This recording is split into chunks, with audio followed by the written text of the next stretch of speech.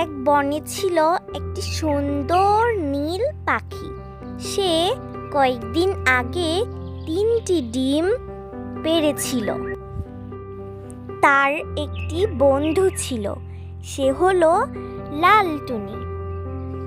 লালটুনি নীলটুনির ডিম দেখে বলতে লাগলো, নীলটুনি, তুমি ডিম পেড়েছো, আবার খেয়াল রেখো কিন্তু শিয়াল এসে খেয়ে ফেলবে।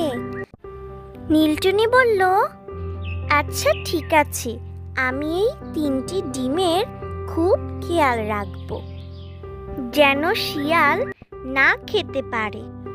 হ্যাঁ হ্যাঁ নীলটুনি, যেন শিয়াল না খেতে পারে তুমি এর খেয়াল রেখো, এখন আমি যাই।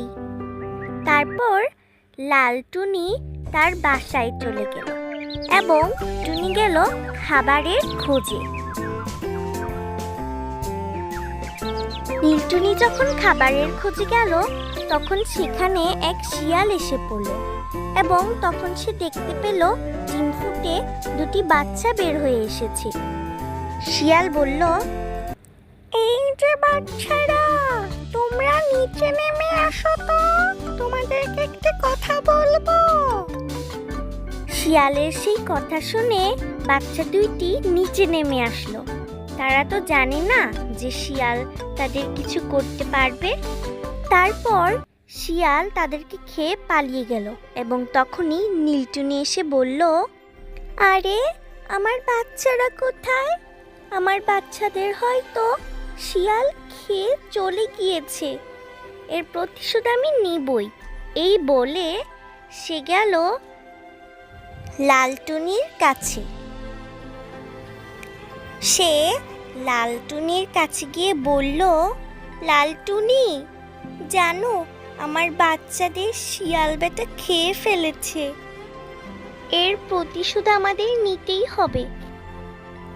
এই শুনে লালটুনি বলল, হ্যাঁ নীলটুনি, না হলে তো পাখির কোনো বাচ্চাই ডিম থেকে ফুটবে না, শিয়াল বেটা খেয়ে ফেলবে। চলো আমরা রানীর কাছে যাই। আরে ওদেরকে বলেছিলাম আজকে সময় মতো আসতে, আসলো না কেন? আচ্ছা আর কি করব, একটু অপেক্ষাই করি। রানী তা বলতে বলতেই সেখানে তারা পৌঁছে গেল। রানী বলল, তোমরা এত দেরি করেছো কেন? আর শুনলাম নীলটুনিরও বাচ্চা নাকি শিয়াল খেয়ে ফেলেছে। তারপর তারা আলোচনা করে একটি বুদ্ধি বের করলো যে কিভাবে শিয়ালকে শায়েস্তা করা যায়। আয় বেটা আয়, তোকে আজ মারবই। ছেড়ে দাও, আর খাবি কোনো পাখির বাচ্চাকে? হ্যাঁ বল, আর খাবি কোনো পাখির বাচ্চাকে? ছেড়ে দাও, খাবি তুই আর খাবি না?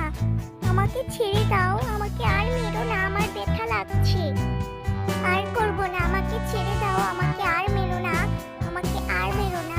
এই বলে শিয়াল সেখান থেকে পালিয়ে গেল।